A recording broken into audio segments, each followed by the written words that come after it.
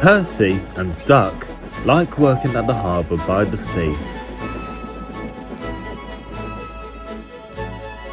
On a clear summer's night, there is no better place to be.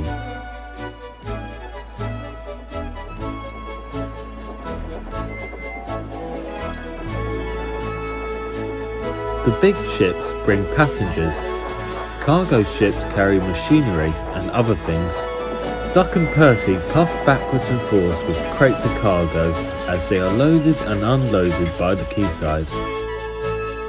One morning, Duck and Percy noticed that the horizon was packed with sails flapping against the blue sky. "I wish I could sail to faraway lands," sighed Duck. "Engines can't go sailing," snorted Percy, "because engines can't float." Duck still had his dreams. Suddenly they were rudely interrupted. "Wakey, wakey," offered Harold. "I'm looking at the boats," replied Duck.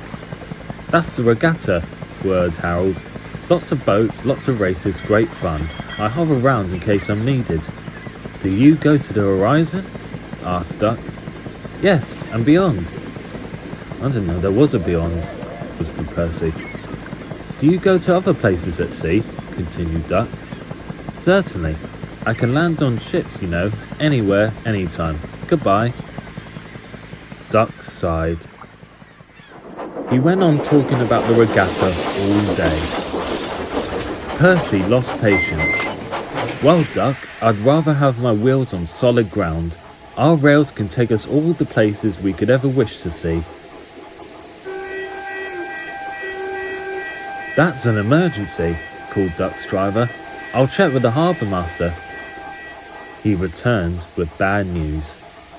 "A man taking part in the regatta has hurt his hand. We're to take him to the hospital at the next station. Harold's bringing him now. Come on."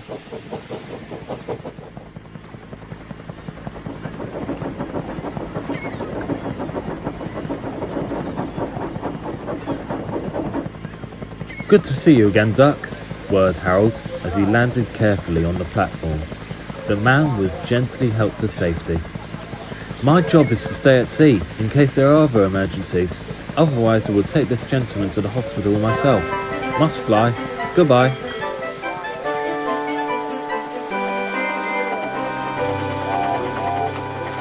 Duck set off on his journey. Soon he was steaming well and his wheels were thundering along the track.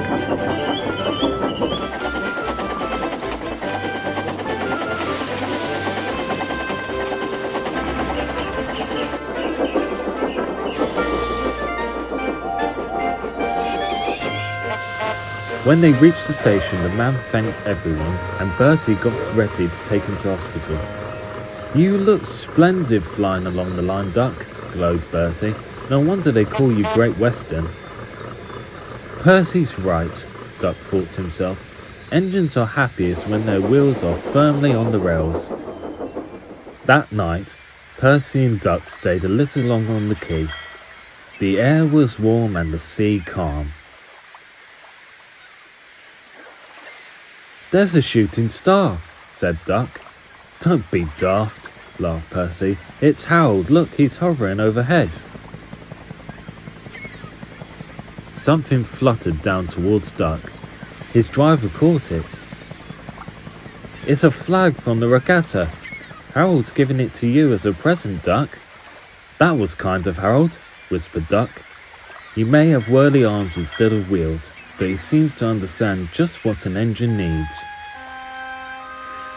Duck still wonders about the lands beyond the horizon. He enjoys being with friends most of all, and I think he knows that sometimes the best travels are those we can only dream about. Don't you?